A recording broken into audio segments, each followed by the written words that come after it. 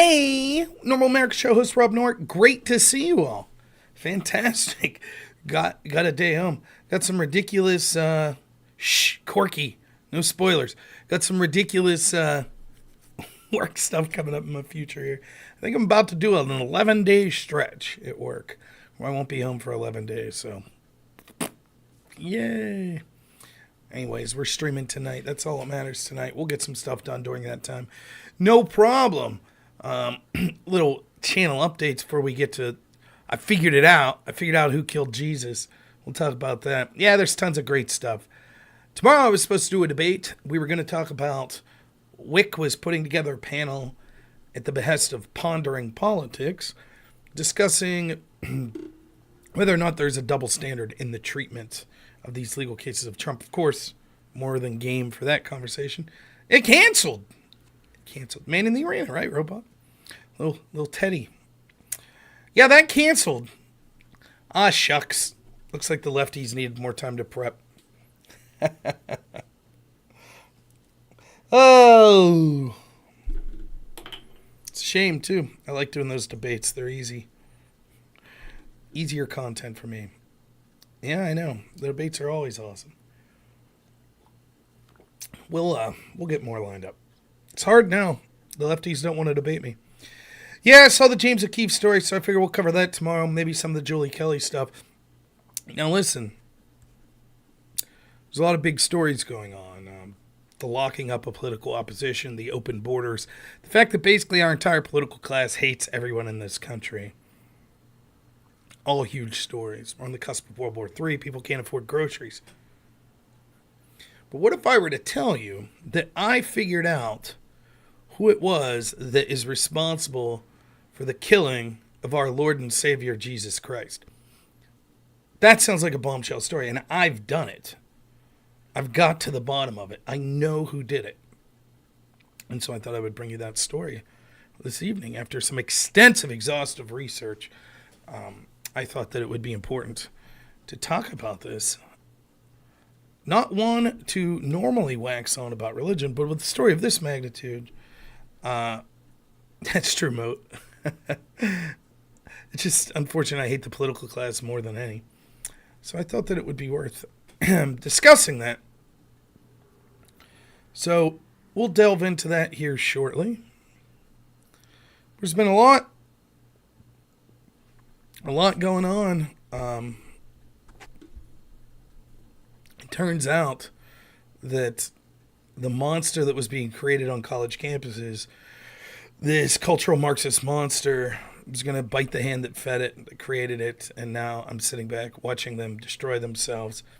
But of course, I have to be sucked in.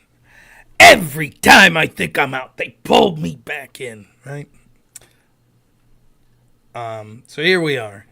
We're pulled back into it. So I had to do a little research to find out which side of this debacle I'm supposed to be on. And then, of course, one thread leads to another, and the next thing you know, you're learning out who's responsible for the murder of the Messiah.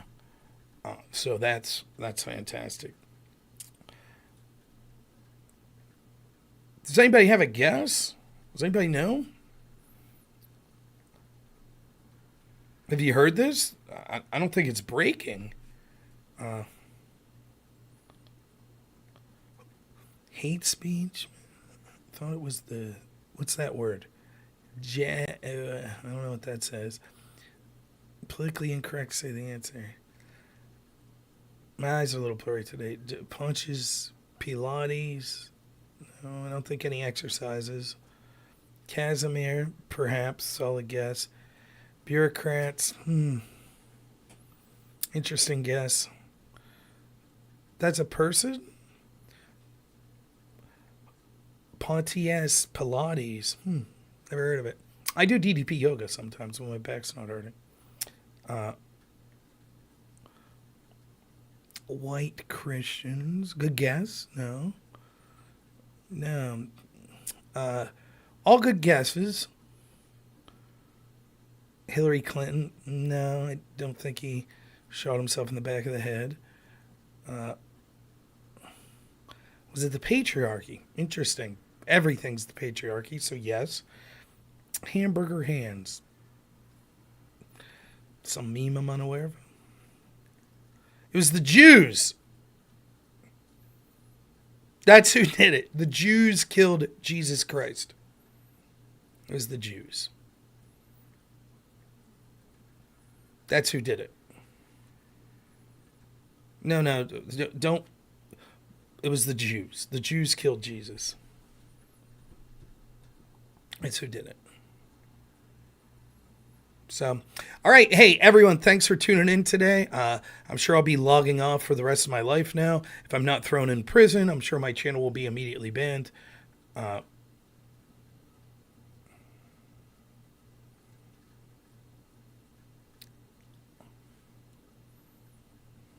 White capitalist Christian Jews.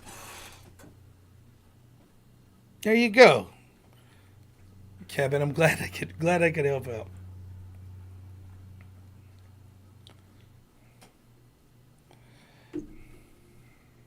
So for those of you that haven't been following, that missed this story today, the House rushed in to help their real constituents, controlled by the Republicans. So Mike Johnson, Speaker of the House, they rushed in. What were they dealing with that their constituents are struggling with? Fentanyl overdoses? Nah. Or how about massive inflation? Nah. Job market spiraling? Nah. Border? Did they deal with the border? Nah. Couldn't deal with any of those. Aren't the real priorities of the constituents of the Republican Party. Nope. The real priority is making sure no one can insult the government of Israel. That both Republicans and Democrats can agree on. Finally, we found bipartisanship in the Uniparty. You can't criticize Israel. We found bipartisanship there. At this moment, when all this polling's coming out showing how upset, not just Republican voters, but the biggest issues in the country overarchingly, by plurality, are things like the economy, the border. But now we can't deal with any of that. Can't deal with that.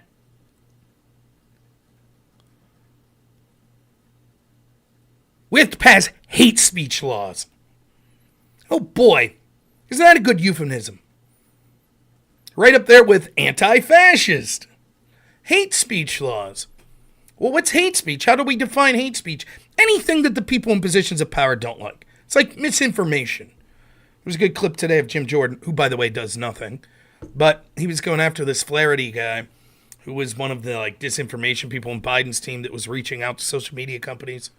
And he said, was it disinformation or misinformation when the Biden administration told people that they couldn't get COVID if they were vaccinated? Which one is that? Misinformation? The unintentional spreading of material that's not truthful? Or was it willful? So that would make it disinformation. Which one was it? Oh, I can't really talk. Now, they could censor me. They could censor you. They could censor average Americans. They could censor their political opposition. They could reach out to social media companies and pressure them to censor them for things that end up being true because they're claiming that was misinformation. But when they spread misinformation, well, it was a simple mistake.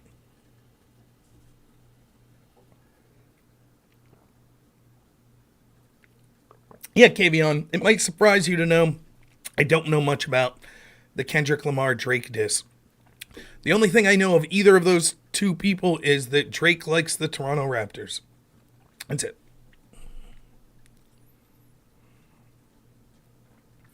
The same will be true of this hate speech ban.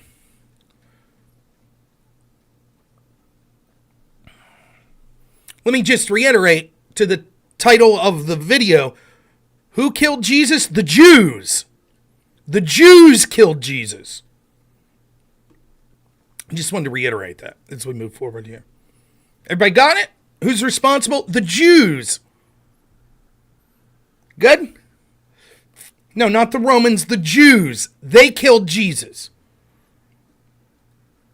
Got it? Okay, let's continue.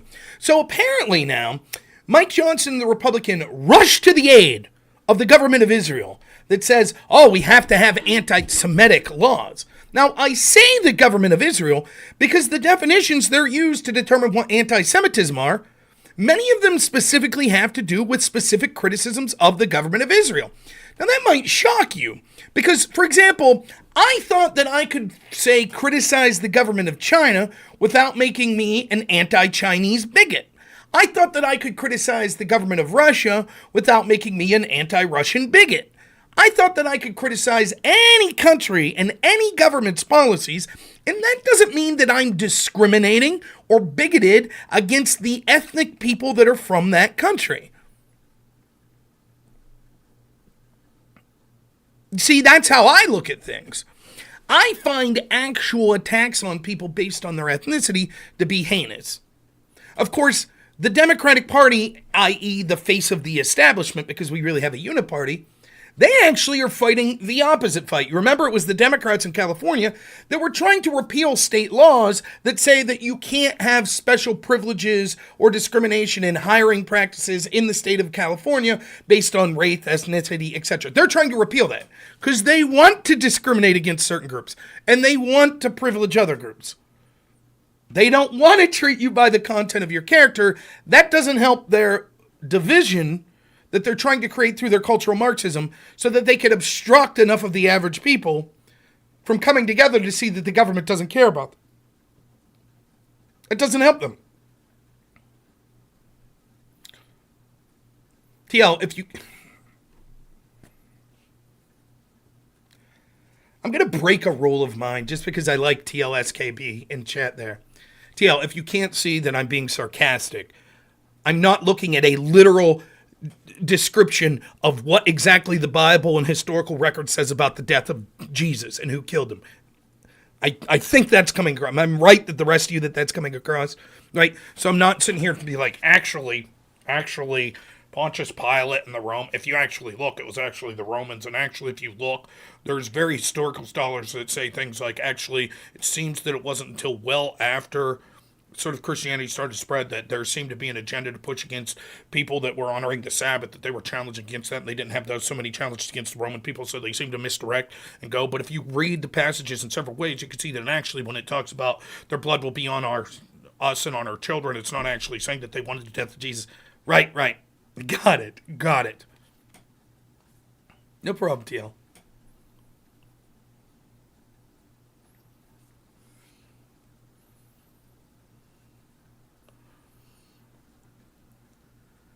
Why can't I criticize the government of Israel? Why do they get special hate speech legislation? Why does it seem that every group that's in this cultural Marxist leftist bullshit gets these special privileges? So I have a lot to say on this. First off, I'd like to go back. I'm not even going to find... I could look this up. Maybe I will later. Remember when there was this discussion of Ilhan Omar that said it's all about the Benjamins? Right? And the idea was she was criticizing the Jewish lobbying group AIPAC. And she basically, in my estimation, was saying that they have a lot of influence and a lot of money that flows through them. I find that to be not only true, but a reasonable grounds for criticism. Now, there's a lot of lobbying groups that you could say have way too much money and influence in our government. And a lot of people on the right and the left routinely talk about that. But for some reason, you can't criticize AIPAC. That's one group you can't criticize. You see, because there's something very interesting that we're being told. We're being told because there is an anti-Semitic trope of saying that Jews have money, therefore you could never criticize any Jewish or Israeli group that is spending money in our political system. That in itself is an act of racism, of anti-Semitism. Isn't that convenient? That means that the left, so the right did this, your Ben Shapiro groups and other groups like that did that with Ilhan Omar. Oh, she's clearly an anti-Semite. By the way, Ilhan Omar is probably an anti-Semite. I don't know. That statement that she made is entirely reasonable. You don't have to agree with it. You could say, I disagree. I think AIPAC's lobbying is on the up and up. I think it's better for the United States. Fine. Not here to argue that. I'm just saying it is within bounds for a member of our Congress to say, I think this lobbying group is spending too much money and has too much influence. I don't care if you're Republican or Democrat. I defended Ilhan Omar at the time for saying that. Of course, the left will do this even more when they'll say it's anti-Semitic to say George Soros is putting too much money into races in the United States. They say, oh, that's anti-Semitism because Soros is Jewish, so you can't criticize him. Now, if I, robnoerr, became a billionaire conservative and decided I was going to put millions upon millions of dollars in populist conservative races, and people said, robnoerr, he's spending too much money. Is that anti-white bigotry? Of course not. That would be totally reasonable. I'm not Jewish, so you could go ahead and you can criticize my overtures and expenditures when it comes to politics. No problem. No one would bat an eye. By the way, they shouldn't. That should be fertile ground for criticism.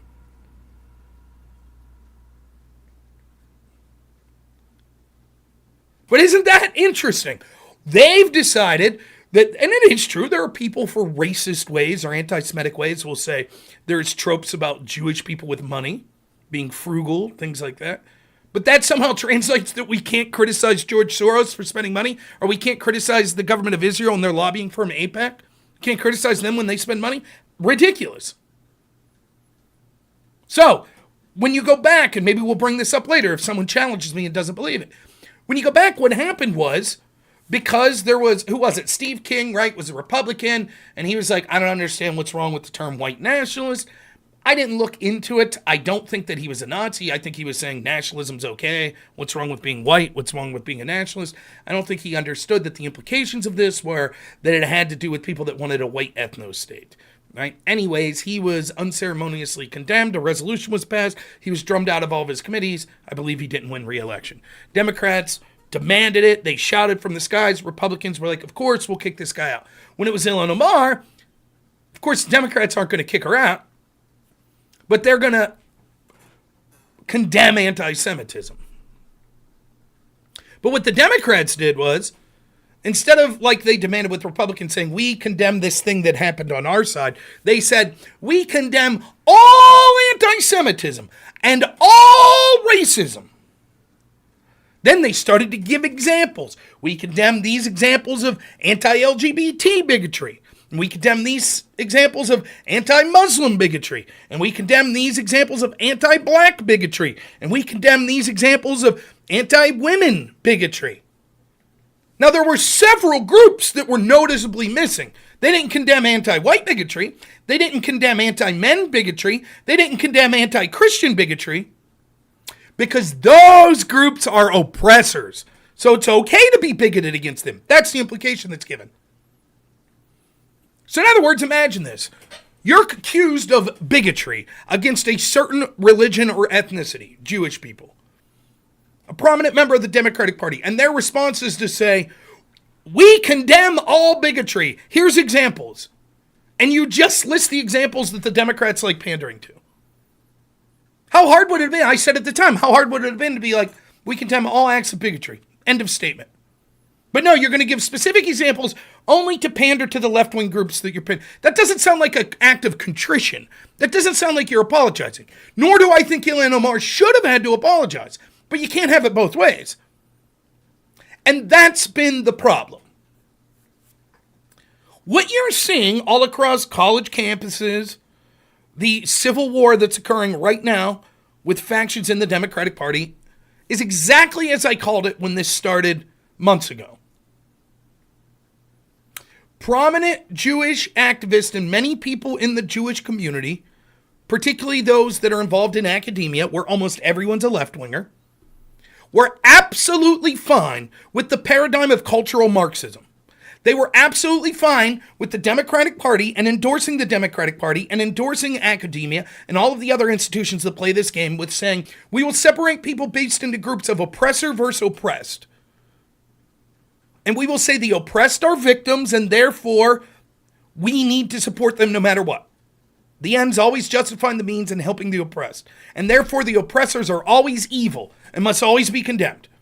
And they were okay with saying, let's do it by race. White people are oppressors, other groups are oppressed. Let's do it by religion. Christians are oppressors, other groups are oppressed. Let's do it by sexuality. Straight people are oppressors, other groups oppressed. You get the picture. And these people involved in academia that were Jewish were okay with that. Not only were they okay with that, they were on board totally. The wealthy donor is still giving Harvard. Didn't give a shit.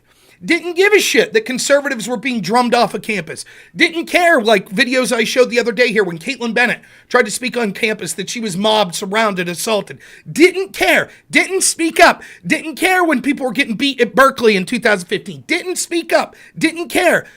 They didn't care. And that's just what was going on campuses we could see over and over again. What about what Black Lives Matter was doing? Most of these same people that are out there now going, oh, these mobs are out of control, didn't care when we saw fires in cities all across the country did not care. Right there saying, oh, Trump's bigoted. He's trying to send in the National Guard. My God, that's authoritarianism. That's fascism. Did not care.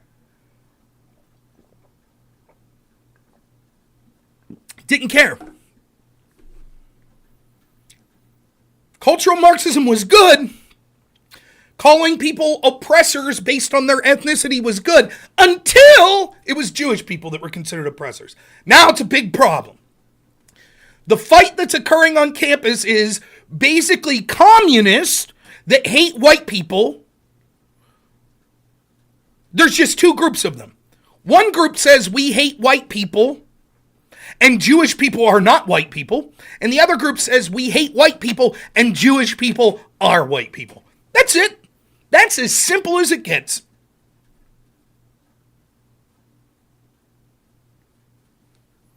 Oh, that's cool, Aftershock. It doesn't get any more simple than that. And I don't give a shit. Let them fight. Let it go. I have no comment other than good. I'm tired of pretending to try to take the high ground. Now, I can tell you right now, as I'll get to in this, the passing of anti-hate speech laws, absurd. Censoring people for their political opinions when that's all they're doing, absurd.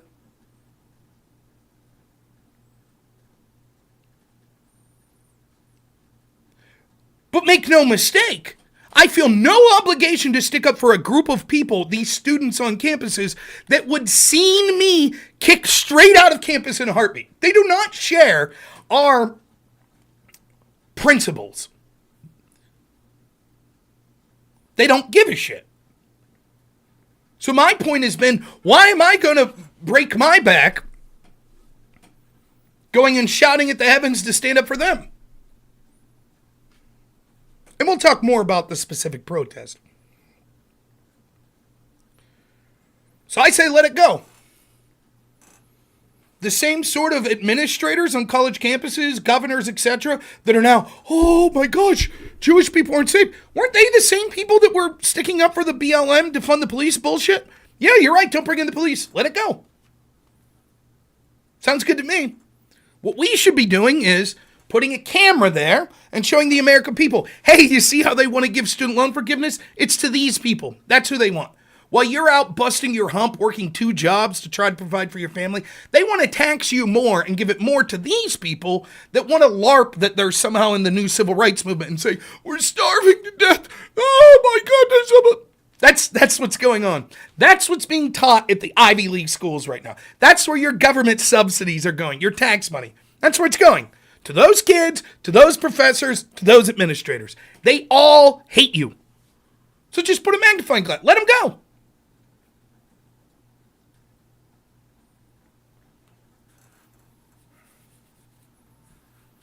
That's it.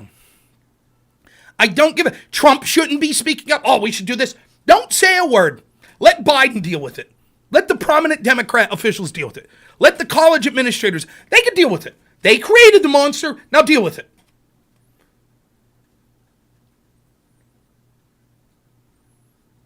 I wouldn't even respond. What? Stuff going on in Berkeley?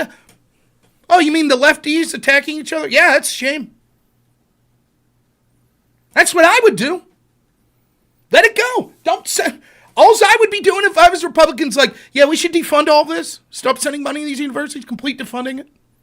That's it. Oh, we need to pass hate speech laws. We need to get in there. We need to go to campus and condemn anti-Semitism. Shut up.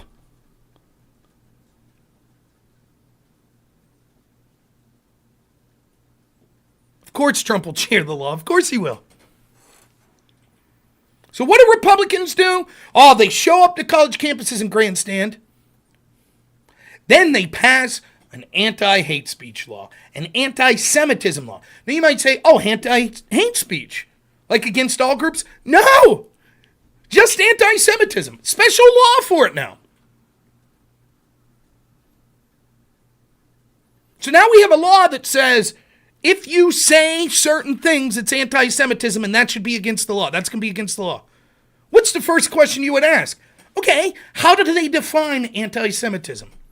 And it's absolutely mind-blowing. So what I'm going to do is, I'm going to show you someone who works at the Daily Wire under Ben Shapiro, same group that doesn't like the phrase Christ is King. Let's see what this guy Matt Walsh has to say, because I thought, even though he hasn't been the best on this in the past, I thought he was very good today. If I bring it up, that would help, right? By the way, the Jews killed Jesus. It was the Jews. I just want to reiterate, it was the Jews that killed Jesus. Quote, you need to understand how crazy this anti-Semitism bill is that just passed the House with bipartisan approval. The law requires the Department of Education to adopt the definition of anti-Semitism provided by something called the International Holocaust Remembrance Alliance. So now the Department of Education, which shouldn't exist, that you're funding with your tax dollars, that gives billions of dollars to these campuses, right? They are now, through the power of law, beholden to this other group who's going to define what anti-Semitism is. Sound good? Right? Already sounds great. Now you might say, well, that doesn't sound very democratic. Do we have any control over the International Holocaust Remembrance Alliance? No, you have no say. Their word is now the gospel. You don't get any say in it. Let's continue. The legislation itself never says what the definition of anti-Semitism is. All it says is that the definition is whatever the other group says it is, which is batshit bonkers already because it grants the force of law to whatever the IHRA happens to decree on the subject. But it gets worse. The bill also specifies that examples of anti-Semitism that the IHRA subjectively came up with will be included in the legal definition. What happens when the IHRA adds new examples? Well, I guess the legal definition changes. Why is some organization being given this kind of legal power? It's never explained by anyone involved in this bill, and it gets worse. What are the examples of anti-Semitism? Some of them are non-controversial, saying calling for the death of Jews is anti-Semitic. Obviously okay. But the IHRA also says that a very wide swath of criticism directed at the Israeli government are anti-Semitic too. In fact, any criticism of Israeli policy that the IHRA considers a, quote, double standard will now legally be classified as anti-Semitic hate speech. You're also not allowed to accuse Israel of genocide or racism.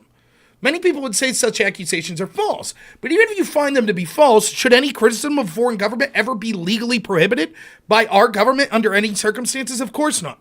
The cherry on top is that none of this has anything to do with what's happening on college campuses. The chaos could easily be squashed by enforcing existing laws against trespassing, burglary, vandalism, etc. Let's look at some of these examples. Here we go. Here's examples of that you can no longer say this is anti-Semitic hate speech. Ready? Denying the Jewish people the right to self-determination by claiming the existence of the state of Israel is a racist endeavor. Now, we're going to go through these one by one, but let's read them. Applying double standards by requiring of it a behavior not expected or demanded of any democratic nation. Using the symbols and images associated with classic anti-Semitism, i.e. claims of Jews killing Jesus or blood libel to characterize Israel or Israelis. Drawing comparisons of contemporary Israeli policy to that of the Nazis. That's right, folks. By me saying that the Jews killed Jesus, I am now violating the bill that the House has passed on anti-Semitism. Now, I'm not anti-Semitic. In fact, I've argued with many anti-Semitics. I'm somewhere in the middle. I think that Israel deserves to be criticized. I think treating someone like crap because they're Jewish is racist and bigoted. And yet now I am labeled an anti-Semite. Now, I don't quote scripture often on this channel. Although I consider myself a Christian, I'm a bad Christian, as I'll admit. By no means am I a scholar of the Bible. I could point you to a dozen channels that if you're interested in seriously looking at scripture that are way better than me. Way better. And that's great. I think those channels are fantastic. But it's not really what I do here on this channel. But if those channels now read scripture that says that Jewish people were partly responsible for the death of Jesus Christ, now they're engaged in anti-Semitism. That's why I stand in solidarity with them today and with other people that should be talking about free speech and the absurdity of these hate speech laws and saying the Jews killed Jesus. And if I lose my channel for saying something that should be your God-given right to say, something that you believe in your religion, so be it.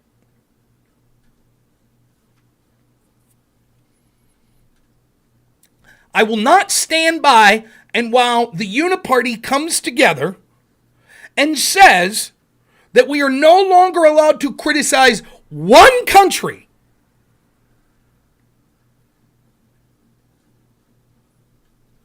I could criticize China, I could criticize Russia, I could criticize Spain, I could criticize the UK, I could criticize South Africa, I could criticize the United States, I could criticize Mexico, I could criticize Canada, but I cannot criticize Israel. Yeah, I'll still stream on Rumble if I lose my channel.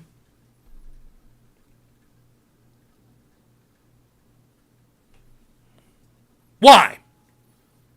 I'm not some anti-Israeli zealot. Again, my take is this sort of, we should not be involved in any of these countries. Israel has a right to defend themselves. They may go too far. I have the right to step in and criticize, but ultimately, I think that it's a feud that we should stay out of.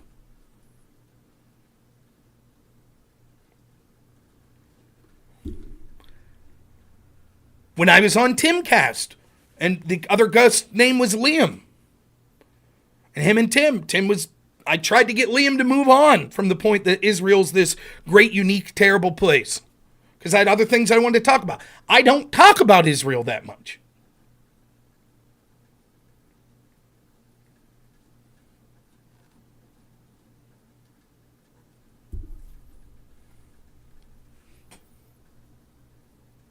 And yet, when all of these problems, when I look at my community, little old rural Pennsylvania where I'm at, and I see people struggling to get by financially, I see drug overdoses, I see crime, I see infrastructure failing, I see people that are losing all faith in their government. I see people that are demonized. I see people whose way of life has been collapsed. I see people that are scapegoated, that are mocked. And what do their constituents that they send to Washington do? We're going to take care of it. No one's allowed to criticize the government of Israel anymore. And you better be reading the right version of your Bible and going to the right church. Because if you go to the wrong one, you too are an anti-Semite. If I blame Pontius Pilate and say that it was Rome that killed Jesus, does that mean I'm a bigot against Romans? Am I allowed to say that still, or is that considered hate speech?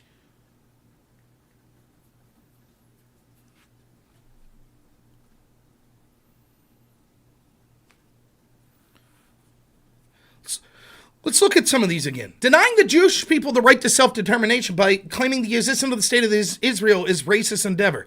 Well, you could literally take college majors on the existence of the United States being a racist endeavor. Literally.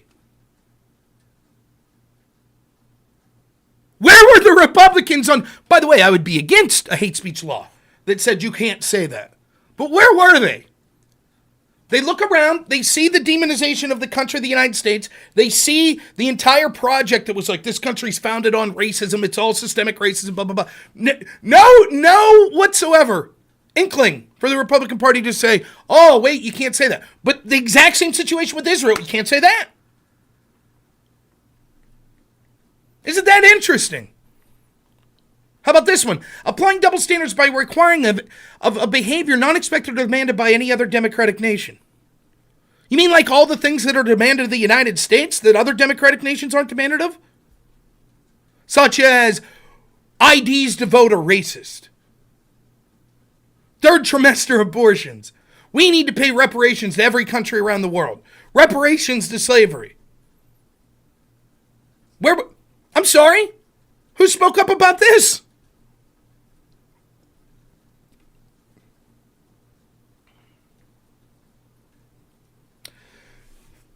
Symbols or images associated with classic anti-Semitism. I suppose that means South Park, right?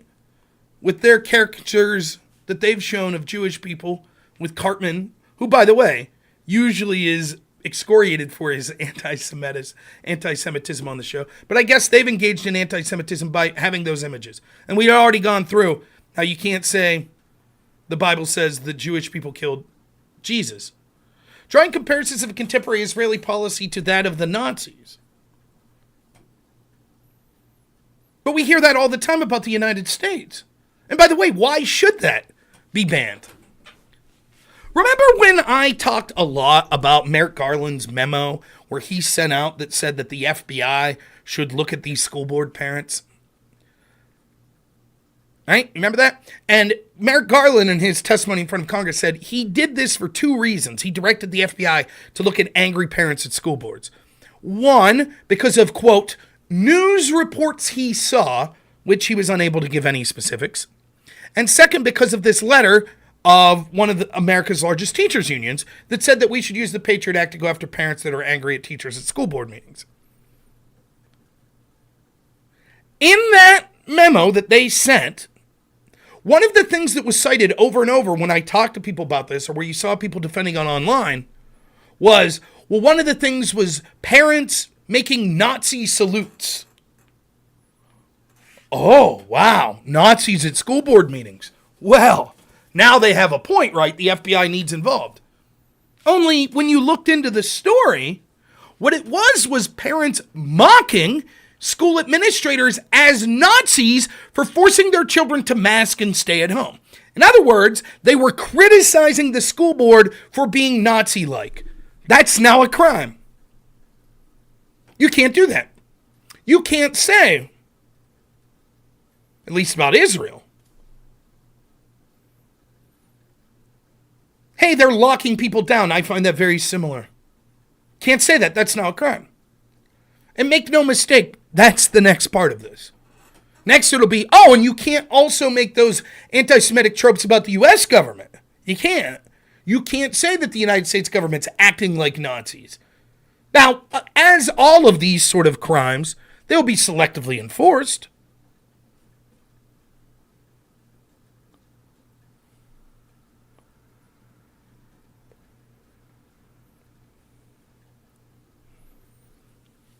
Left-wing agitators that are still seen as useful to the establishment will be allowed with impunity to break whatever hate speech law there is.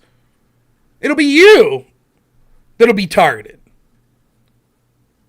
It'll be right-wingers, centrists, people that want to be critical of any authoritative establishment. That's who it'll be enforced against.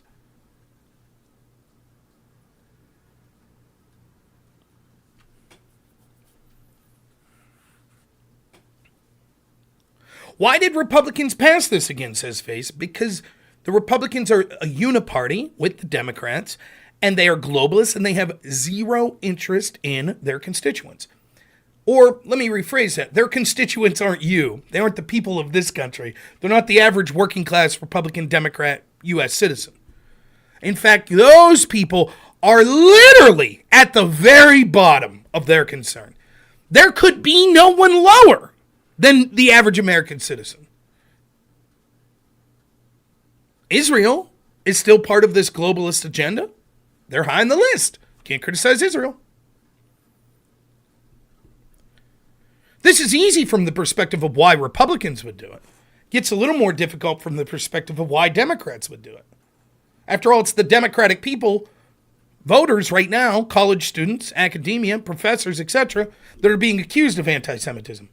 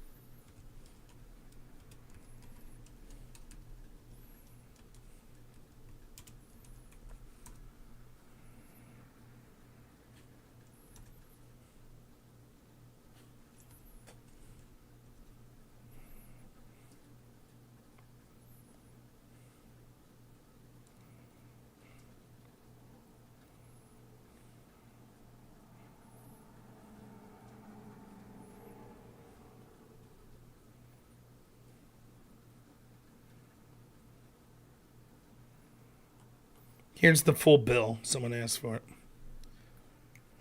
This is the one that passed. To provide for the consideration of a definition of anti-Semitism set forth by the International Holocaust Remembrance Alliance for the enforcement of federal administration laws concerning education programs or activities, and for other purposes. To provide the consideration of the definition of anti-Semitism set forth by this group, being enacted the Senate and the House of the Representatives, this act may be cited as the Anti-Semitism Awareness Act of 2023. It's the sense of Congress that Title VI of the Civil Rights Act of 1964 prohibits discrimination on the basis of race, color, national origin, programs, and activities that receive federal financial assistance. While such title does not cover discrimination based solely on a religion, individuals who face discrimination based on actual or perceived shared ancestry, ethnic characteristics do not lose protection under such title for being members of a group that share a common religion. Discrimination against Jews may give rise to violation of such title when the discrimination is based on race, color, or national origin, which can include discrimination based on actual or perceived shared ancestry or characteristics. It is the policy of the United States to enforce such title against prohibited forms of discrimination rooted in anti-Semitism as vigorously as all other forms of discrimination presented by such title. And as noted by U.S. National Strategy to Counter Anti-Semitism in the White House on May 25, 2023, it is critical to A, increase awareness and the understanding of anti-Semitism, including its threat to America, B, improve safety and security for Jewish communities, C, reverse the normalization of anti-Semitism and counter anti-Semitic discrimination, and D, expand communication and collaboration between communities. Congress finds the following. Anti-Semitism is on the rise in the United States and impacting Jewish students in K-12 schools, colleges, and universities. The International Holocaust Remembrance Alliance, referred to as the IHRA, working definition of anti-Semitism, is a vital tool which helps individuals understand and identify various manifestations. On December 11, 2019, Executive Order 13899 extended protections against discrimination under the Civil Rights Act of 1964 to individuals subjected to anti-Semitism on college and university campus task force to consider the IHRA working definition when enforcing Title VI. Since 2018, the Department of Education has used that definition of anti-Semitism. The use of alternative definitions of anti-Semitism impairs enforcement efforts by adding multiple standards that may fail to identify it. The White House released the first ever United Nations counter anti-Semitism May 25, 2023, making clear the fight against this hate's national, bipartisan, etc.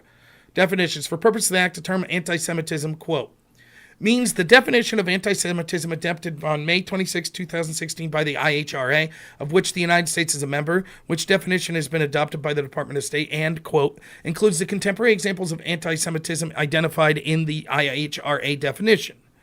In reviewing, investigating, and deciding whether there has been a violation of this on the basis of race, color, national origin based on individuals' actual or perceived Jewish ancestry and Jewish ethnic characteristics, the Department of Education shall take into consideration the definition of anti-Semitism as part of the department's assessment of whether the practice was motivated by anti-Semitic intent. Other rules. Nothing in this act shall be construed to expand the authority of the Secretary of Education to alter the standards pursuant which the Department of Education makes a determination that harassing conduct amounts to actionable discrimination, or to diminish or infringe upon the rights of protected of any other provision of law that is in effect to the concept of enactment of this act. Constitutional protection. Nothing in this act shall construe or diminish or infringe on any right protected under the First Amendment to the Constitution of the United States. So basically, when someone asks what the perceived punishments could be, it would be that this would be, one, that it possibly violates the Civil Rights Act. Second, any organization that's receiving government monies would then be punished by having those rescinded if there were allegations of anti-Semitism that they didn't deal with seriously.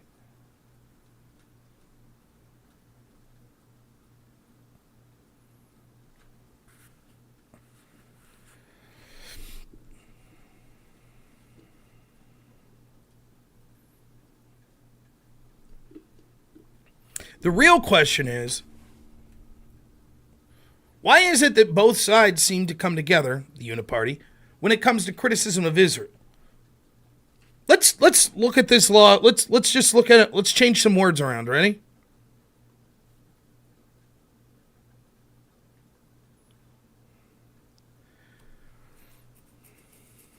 To provide for the consideration of the definition of anti-white, which we'll set up.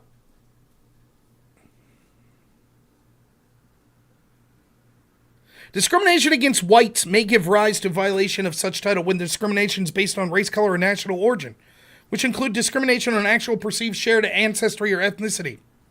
It is the policy of the United States to enforce such title against discrimination.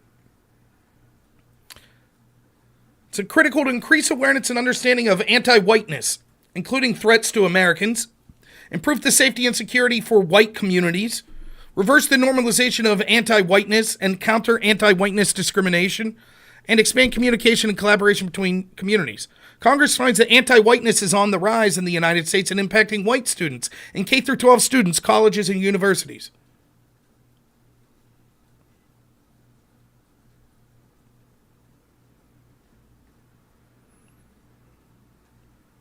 How's that sound? Democrats signing that bill? Republicans pushing that bill? By the way, I wouldn't want them to. Right? Would they push that? No. You could insert any group in there that's considered oppressed. Gays, trans, women, atheists, communists, left-wingers, Jewish people, Muslims, vegans. Literally, pick any group. Disabled. But any of the group that are considered oppressed, Christians, you can see Bill says this about Christianity. Nope. Won't see that bill. Whites, you can see bill. Nope. Aren't going to see that bill. Men. Nope. Won't see that bill. Political ideology, conservative. Nope. Won't see that bill. I could show you video after video after video of riots occurring when right-wingers try to have people come on campus. Laken Riley was just held hostage at some university not 6 months ago for protesting trans issues. Where was the bill? Where was it?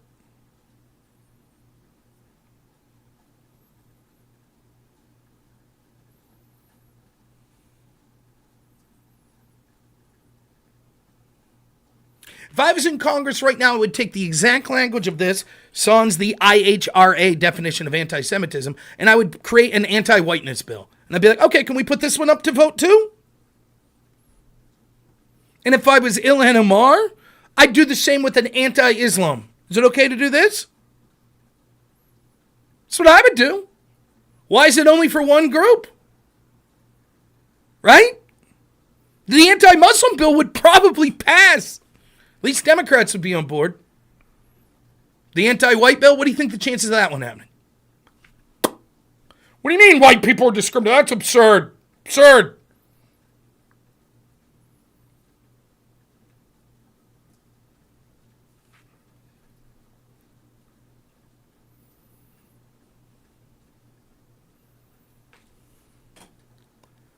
They don't care about you.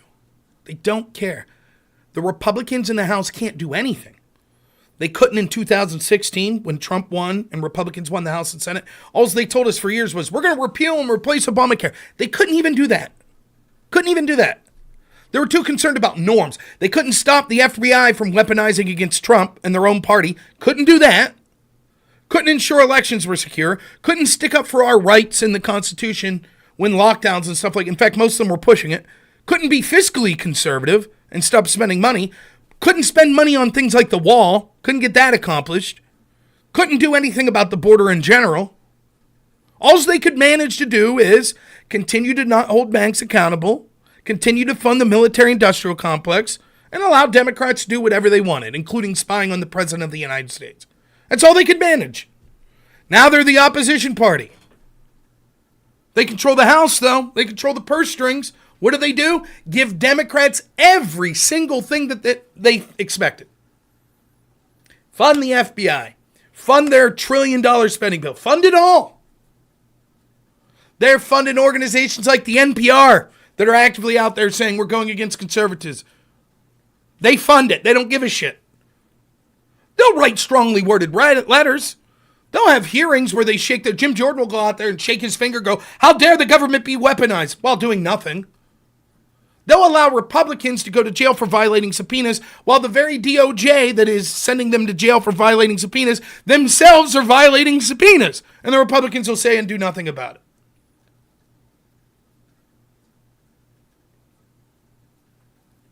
Then when you look and you see all the problems that I outlined, economy, border, World War III on the cusp, it seems.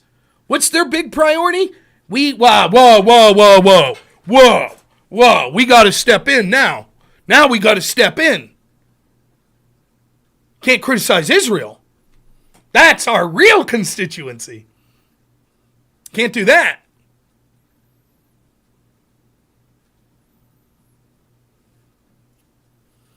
Now listen, as heated as I am about this subject, and as tongue-in-cheek as I am saying the Jews killed Jesus, I'm able to separate this and say that doesn't sway my opinion on the current Israeli-Palestine conflict. I know enough to know I don't know enough. I know enough to know there are credible arguments on both sides. My suspicion is that Israel's going too far. However, I also think that they have right to defend themselves. And as the more powerful group, that is sort of the point. You don't just limit yourself. If they come in and they murder your citizens, you don't limit yourself to only murdering the exact same amount that they did. And if it was my family, good luck telling me that I'm going too far. Nonetheless, I say the United States should stay out of it. Israel could defend themselves. I, too, find the people on campus to be absurd. They don't even know what they're protesting. They're protesting because it's cool. It's just cultural Marxist bullshit. It's communist bullshit. They hate white people. Jews are seen as whites. Jews are just another group of oppressors, just like white man, just like Christians. That's it. That's what's going on. I have no love for those people. And I'm not going to leave the fact that Republicans went along with pushing this bill change my opinion on that. However, I totally understand how this bill will make even more Republicans and Democrats, which we'll get to that in a second, hate Israel even more.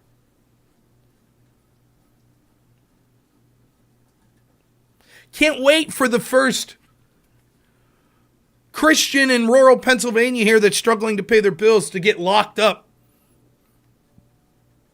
for saying, well, actually, I read this passage of the Bible to say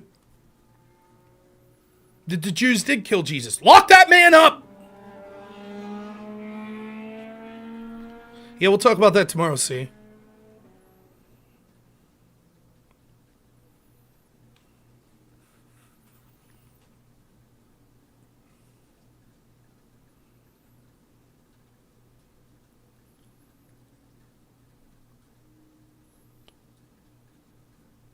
It's so damn depressing.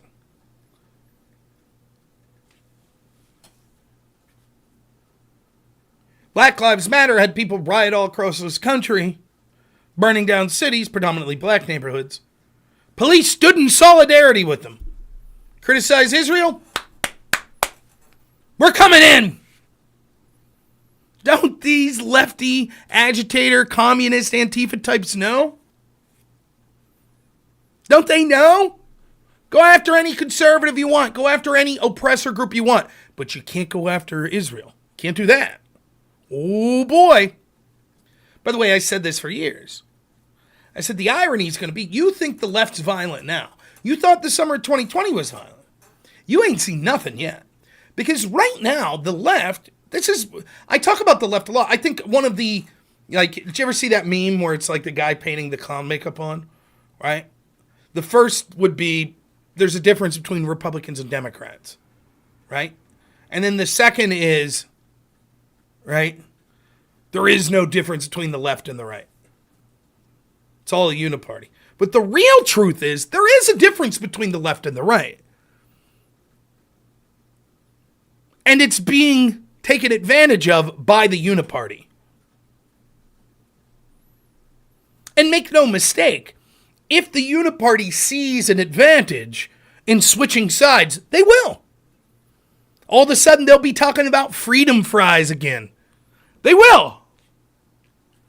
How dare you? They'll be super patriotic. How dare someone criticize the troops? They'll be right there, man. If they see that as the best venue, culturally, for them to pay lip service to continue to consolidate power, that's what they'll do. Right now, culturally, the left is dominating.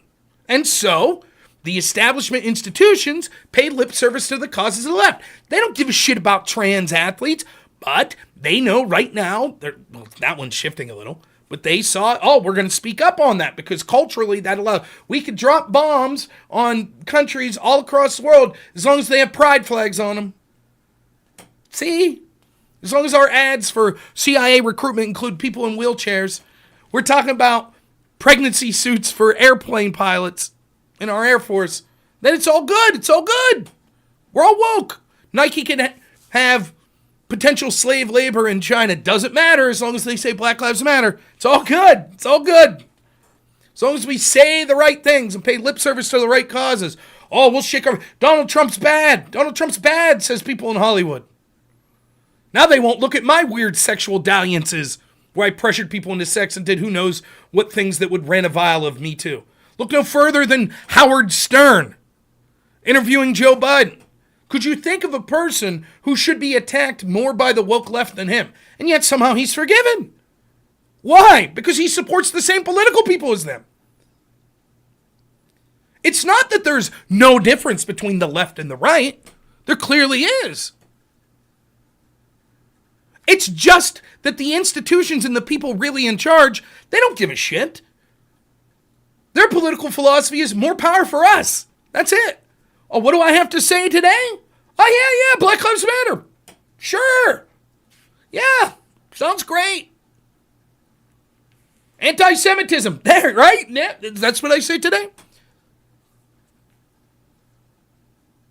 And I said for years, what's going to happen is you're going to see the violence on the left escalate to levels that we haven't seen since the Weather Underground. Once the institutions turn their back on the far left, which they will, this might be the first step that we'll see. Black lives do matter, pussy, says PPGW Ultimate. Pussy lives matter as well, PPG. Grab a drink.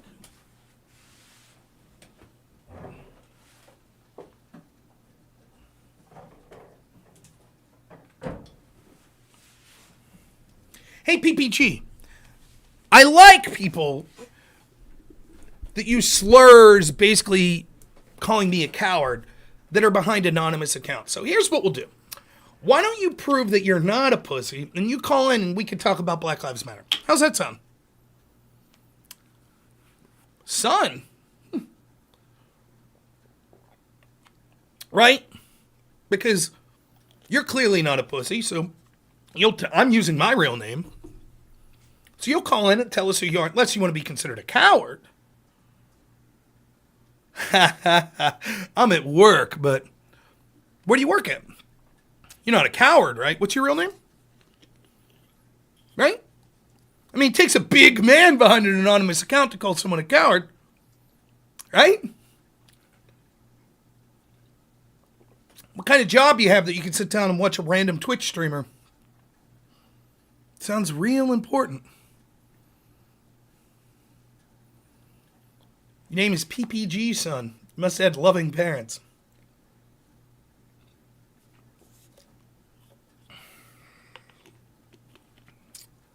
Well, I did. They named me Rob. It's kind of a normal name. Anyways, thanks for PPG proving the point. Goodbye, sir. You can continue to chat in the chat. I'm just not going to read your posts anymore. Sure. Trump wins in November. All of a sudden, then, the protests on campus and stuff will be cool. Then it'll be cool again. Like I saw, like, what's his name? The Rachel Maddow looking guy, Chris Hayes. I saw him like, oh, was it students occupying buildings? That's just normal form of protest on campus. Isn't it weird? Isn't it weird how that crew didn't have shit all to say about peaceful protesters being locked up January 6th? When it's lefties rioting, that left-wing crew will be like, wait a minute. These police are fascists. You can't send the police in, blah, blah, blah, blah, blah, blah, blah, blah. Then when right-wingers predictably riot, as I said all of 2020, the summer of 2020, every single debate I was in, I said, you watch. As soon as right-wingers riot, you're all going to lose your mind. We still have sedition hunters hunting people from January 6th. They must spend years in prison. They have to. And now we see the left right again. They're like, why such harshness? What? I don't get it. Why are they being so harsh?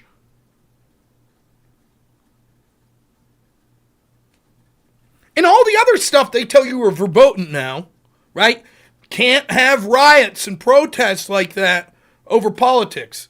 And if Trump wins and people start storming the White House during his inauguration and throwing shit in and trying to attack Secret Service, that'll all be free speech again. That'll be, Trump ordered his police to attack them. That's terrible. You can't have the National Guard there. That'd be fascism. That's what that'll be. Guaranteed. All of a sudden, questioning election results, that's all Democrats, the entire media will do. This was illegitimate. It was stolen. All the shit you were told that you can't do because it's so hurtful, so hateful, that's exactly where they'll be. Like it never even stopped. They'll go right back. Now, lest I be accused of hypocrisy myself, there are actions that I am seeing on tape that looks like actions, some of which would be completely legal, and some of which would seem to be illegal, and then those that are in between. Let me explain what I mean. So by in between, what I'm talking about is actions that are being taken by these protesters that might not cross into the realm of illegality. However, if it was on property of an organization such as a campus, they would be well within their rights to, not only within their rights, but it would behoove them to take steps to end that actions. For example, the public square of campus, the quad or whatever, technically, it's probably shouldn't be a crime for someone to set up a tent there and just hang out. No, it probably is to some extent. But what campus should do is say, we're going to have our campus authorities remove you. And if you choose not to be removed, you're expelled. Or if you're a professor, you're fired. Simple. If you choose not to come to class, you're expelled. You fail. Simple. Those are the consequences. If your choice to stand up against Israel is so important to you, then you'll accept those consequences. However, having a speech where you yell, Israel is genocidal, that's not a crime. It's not. You might not like it. It's not. They have the right to protest. Do they have the right to keep people from going to public areas? No. Do they have the right to put their hands on people? No. Should the protesters in those individual situations face some sort of criminal punishment? Probably. Slap on the wrist, but probably. Police should escort them out there and give them some sort of trespassing or, whatever. Disorderly conduct charge. I don't want to see them go to prison for the rest of their lives for this. But yeah, in that world. But when you see people like Governor Greg Abbott say, this anti-Semitic speech is against the law, horseshit. Horseshit. No. If he said, look, of course they can criticize Israel, but what we're arresting people is because they were blocking people's egress. They were putting their hands on people. They were vandalizing property. That's a different story. But that's not what he said. And we shouldn't cover for that. We shouldn't pretend otherwise. And further proof is that they're going out passing these anti-Semitism bills. We could look at this and say the problem is the violence. The problem is the rioting. The problem is the trespassing. These things are crimes potentially. Again, you'd want to look at them each individual. But the reaction, including from so many right-wingers, is anti-Semitism, hate speech. Ridiculous.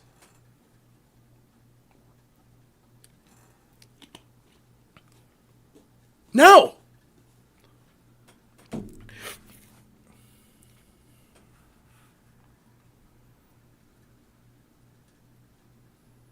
Now make no mistake, and this is why I have no sympathy for either the the establishment side, the pro-Israel side, particularly on college campuses, that had no